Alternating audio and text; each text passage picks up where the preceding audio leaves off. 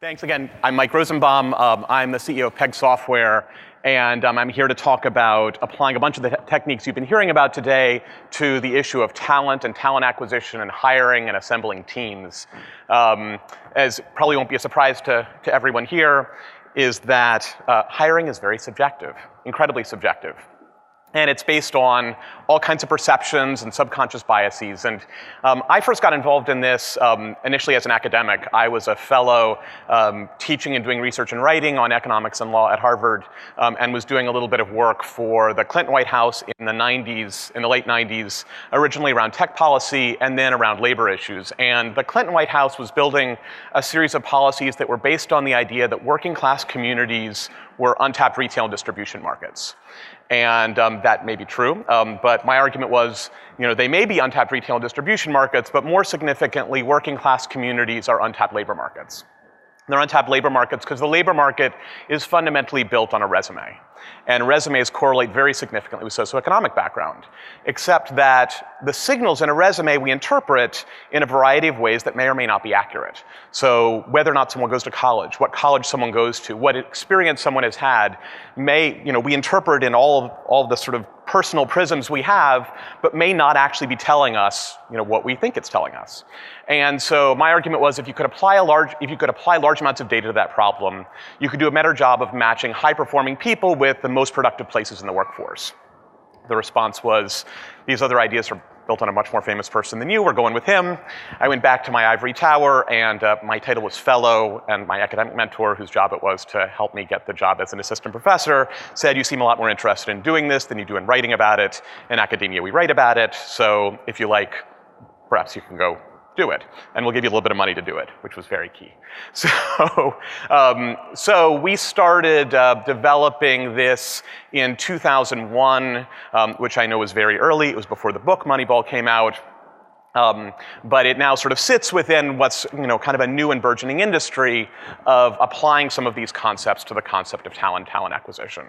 Obviously, the industry itself owes a lot to Fair Isaacs. I noticed there are some people from FICO here.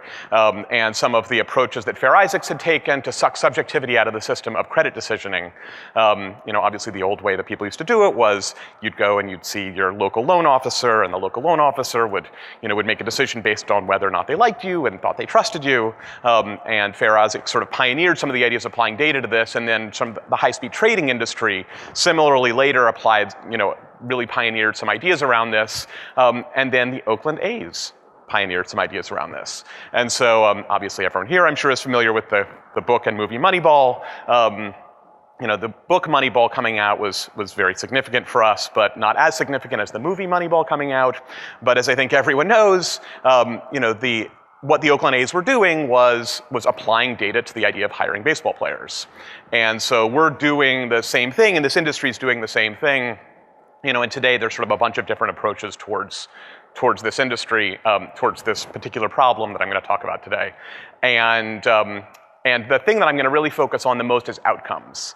And for those of you who remember the movie and book Moneyball, one of the most significant things was figuring out what it was you wanted to predict for. And that's part of what that was part of the big insight of the Oakland A's. Similarly, in this industry generally, the key is figuring out outcomes. That's significant, obviously, A, to figure out if you want to do it in the first place, whether or not you can actually generate the outcomes you want. B, in terms of the methodologies you used in order to attack the problem. And C, in terms of adoption, which I'll talk about sort of as the third bucket of this. Because as you might imagine, adoption in an industry that is so accustomed to bias and perception and subjectivity is a significant challenge. So there are a few different approaches people are taking towards it. There are platforms out there that are deployed essentially into an HR department and apply data to applicant flow into an enterprise. The Peg Software that I'm with is one of those. Evolve on Demand is another prominent one. Peg is focused on healthcare and lesser extent software engineering. Evolve is really focused on call centers and a couple of other industries, but those are sort of platforms that are deployed into an enterprise. There's internal use. So Google, the head of HR, Google Laszlo Bock, has talked a lot about ways in which they apply different data techniques to figure out who they should be hiring. Catalyst IT Services, the services businesses that actually uses Pegged, is a software engineering business that is smaller, only has about 250 employees, but uses a platform where it applies data to all of its technologist hires. And then there's some generalized talent prediction platforms. Guild is one, Code Academy is one. There are a bunch of them out there that look at data that today you could look at, 10 years ago you couldn't look at, in order to make generalized predictions about whether or not someone's going to be good in a particular type of job. So Guild and Code Academy are really designed to figure out if someone is going to be a good software engineer as opposed to a good software engineer in X place. So today, the sessions I've sat in, a lot of them have been about methodologies and the technologies you can use. As is not a surprise, there are a lot of all of these techniques really are used in this industry. So there's sophisticated analysis of conventional application data. So the resume itself. Does having a college degree predict whether or not you're going to be good in X job? Other application information. So if you're applying for a software engineering job, there are ways in which you can analyze actual code to figure out if it's actually predicting an outcome. Text. So for Pegged, it deploys into healthcare. It has clients that will have people write a little essay when they're applying for a job. There are ways of analyzing that text, and again, all the ways that won't be surprised to anyone in this room, to figure out what's actually correlating with performance and what isn't. There's also public data. The biggest area that folks initially jump to when they think about public data is social networking data. The process of hiring people is a highly regulated area. And so there are a bunch of states, by a bunch I mean, depending on how you define it, somewhere between 14 and 16, that have passed laws that essentially limit your ability to get access to social networking data when you're making a decision about whether or not someone can have a job. I know that at Pegged, we've made a decision not actually to deploy data collection techniques that collect private social networking data when making job decisions. As I'm sure is not surprising to anyone, if you apply for something or you use Facebook to log into something and you give some consents, you can get a lot of information on someone. We thought that some of the collecting data on every single message that someone sends to a friend on Facebook and all the things that can tell you about someone may not actually be the an appropriate area to really look at when predicting whether or not someone's going to be good in a job. But you can collect public data, and there's a lot of public data out there. And then metadata. A few folks have talked about the use of metadata, by which I mean things like keystrokes when someone's applying for a job, how long someone looks at something. When you can prompt particular reactions. So you can ask someone a question that doesn't have an answer, or you can cause stress or uncertainty or anxiety, and you can measure their keystrokes in response to that. And that tells you things about who that person is that aren't necessarily as conscious as answering an SAT question. And so those are important data sets that you can use, but the key really comes back to this question of outcome. So what are you optimizing for? The title of this is Reducing Turnover, and I'll talk about that in a second, but there are a lot of things you could be optimizing for. And as I think we all know, there are massive data sets that are made possible by the fact that everyone interacts with the internet and everyone interacts with technology, and there are all these sensors out there that create, again, massive data sets. But the question is, what are you doing with it, and what are you comparing it to? And when you talk about whether or not someone's good in a job, it can be a complicated thing to quantify whether or not someone's good in a job. And so I'll talk about a couple of those in a moment. So outcomes as turnover. This is a box plot for observations in healthcare institutions. So Pegged is deployed into 119 healthcare facilities, by which I mean hospitals and clinics and long-term care facilities. And each of those, it collects turnover data on every department and every job category. And so this year it'll collect 3 million job applications, and all the data that you can imagine would be collected on those job applications, so thousands of data elements on each person. And these are the pre-post outcomes for all the observations in that deployment. So, so you're talking about sort of thousands of different pre-post comparisons, because you've got the facilities, but then inside each facility, you've got all the departments and all the job categories. And so for those, I would guess most people here are familiar with this way of visualizing this data, but for anyone who isn't, this is sort of the full spectrum of sort of pre-post comparisons. So, what is the reduction of turnover from before you deploy an approach like this to after you deploy an approach like this?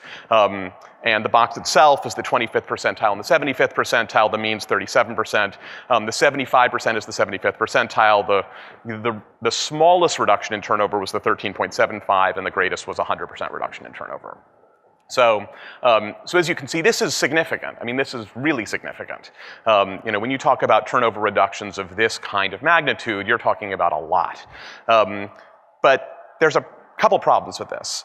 Problem number one is turnover actually the right thing to be measuring? So it kind of depends on where you are. Do you actually care if your turnover goes up or down? If you're a call center, you may not. If you're a software engineering operation, you may. If you're a hospital, you do when it comes to nursing, but you may care less about housekeepers. Or it may be that you think that you actually don't have a good staff to start with, and you want to increase turnover so that you can actually get the right people into the right seats. So the other challenge with this is that often when enterprises are taking these approaches, they're doing something else at the same time. So it's not like they're saying, okay, we're going to deploy data to figure out whether or not someone's going to be good in a job, but we're not going to make any other changes in what we do. And so you can say, out of thousands of observations, every single one of them reduced turnover. But that's not necessarily a cause. I mean, it might be a cause, but it's not necessarily a cause. And so when we look at it, we also compare to a control group. And so in a hospital, a control group could be one of a couple of things. It could be, if you're deploying into a subset of job categories, it could be comparing to all the other job categories in the same hospital. Or if the deployment is into a hospital system, you could compare the job categories where you're deployed in one hospital to the exact same job categories in other hospitals inside the same system. Again, so that you try to capture the problems with the time series issue, and you try to triangulate in on cause. And I think this is important, frankly, for looking yourself in the mirror, that you're actually doing something good, but also when you are trying to drive adoption, which I'll talk about in a little bit, making sure that you're being methodologically pure in this is important. And so this is a comparison of where that platform is deployed to the control group. Again, it might be the same job categories in other hospitals in the same system, or different job categories in the same hospital. And the denominator in this is sort of the pre-existing condition. So if turnover was 10% before the control group. So if the control group turnover is 10%, this is how much less was turnover than the control group. So again, very significant results. But the question is, as I said before, what happens if turnover isn't the right metric? And if you're optimizing for turnover, that's one thing, but what if you want to optimize for a different result? In a hospital, it's a little easier, frankly, because you can use certain hospital outcomes. So hospitals are moving towards being reimbursed for patient experience results, and those are called HCAHPS scores. And so one way to do it is to optimize for HCAHPS scores. And so the way that this platform does it is to take the outcome, the patient experience scores, the HCAHPS scores, as the outcome, and then to use time and attendance data and EMR data, electronic medical record data, plus all of the individual data in order to triangulate in on who touched which patient. And that's what allows you to optimize for the outcome of patient experience. This is a relatively early thing for Pegged, and so I only have pre-post. So these are just percentiles, but I think from the sort of early data we see sort of meaningful results, but I think time will tell on it. Inside software engineering, there's some other interesting outcomes. So this is data from a Fortune 500 sports apparel company that creates a prominent piece of wearable technology that also has a bunch of digital products and a game for the Xbox Connect and a platform that ties it all together, and has used a variety of different ways of sourcing software engineers to execute that work. One way has been by sending that work offshore. Another way is by sort of conventionally outsourcing it domestically. And a third way has been by using services that are deployed through a platform that applies data to hiring software engineers. And the results are pretty striking. The data on the left, which is frankly a little bit hard to see, is average cards per month all the way to the left, median cards per month, second, average points. So in software development, as I think most people know, one way of measuring a unit of work when you have combined, and comparable when you have combined teams, is story points. And so it's a way of defining a unit of work. And then median points per month. You know, even when sort of everything else was controlled for, there were pretty meaningful differences on the order of 77% more cards done per month using the data deployed model compared to a non-data deployed model, and very significant differences in defect rates. And again, these are outcomes that you can use to as the predictor in the models. They also found significant cost improvements by using a model like this, and there are a couple reasons for that. But they've basically found a third of the cost per story point by using a model of services that were based on a platform like this. And the reason for that was, and we find this in some of the other approaches, is by recognizing what's telling you something and what isn't, and whether or not someone's going to be good in a job, you can do a lot in terms of broadening your pool of people you're drawing from. So when you find that there's no statistically significant correlation between a college degree and success as a software engineer, it massively increases the pool of software engineers you can draw from, and also by drawing on areas of the workforce that have less demand in them, you can get better people. And so that drives significant economics.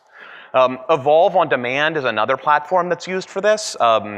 Evolve has been pretty prominent in the space, particularly as it focuses on call centers. And it sort of has been deployed in a bunch of different call centers. And interestingly, similar to the software engineering space, Evolve found that there was almost no correlation between relevant prior experience and success in a call center. And that can be defined in a whole bunch of different ways. It can be defined in terms of turnover. It can be defined in terms of number of calls taken, call resolutions. But by finding that, it massively increased the pool of people that the call centers could draw on. Similarly, they found pre-post data, which is the only stuff they've released publicly, but pre-post data that was pretty significant in terms of reduction in turnover in call centers by deploying these kinds of models. 20% at Xerox, which the division that used to be ACS, Affiliated Computer Services, and Novo One, which is a big call center company, is a client of Evolve's, found a 39% reduction in turnover. So again, very significant stuff. Adoption. So, everyone here is dealing with this in some way. How do you figure out, sort of how to persuade people this is the right thing to do? And so one of the challenges is HR. So there are early adopters in HR, and there are non-early adopters in HR. And sort of the daily life of an HR executive is tough. And their budget isn't tied to the P&L typically. And so, figuring out how HR can engage this. Often HR folks don't have a data background, and so that's challenging. The regulatory environment is tough because people are afraid that there's going to be disparate impact. Interestingly, we found that actually it reduces disparate impact, which you'd expect by sucking bias out of the system. That when you compare applicant pools to hires, that there's a comparison that essentially, that it's a cleaner comparison, that there's less bias when you apply these models. And individual resistance. So you think about sort of the online dating industry. This is personal. This is very personal. And there was a lot of resistance for a long time before it really took off. And I think that we'll see a similar resistance in this space, but I think it's sort of starting to be chipped away by everything that everyone in this room is doing. Again, outcomes drive the adoption. That's really the key. By showing outcomes, that you can drive adoption. That's all I got. So thank you very much.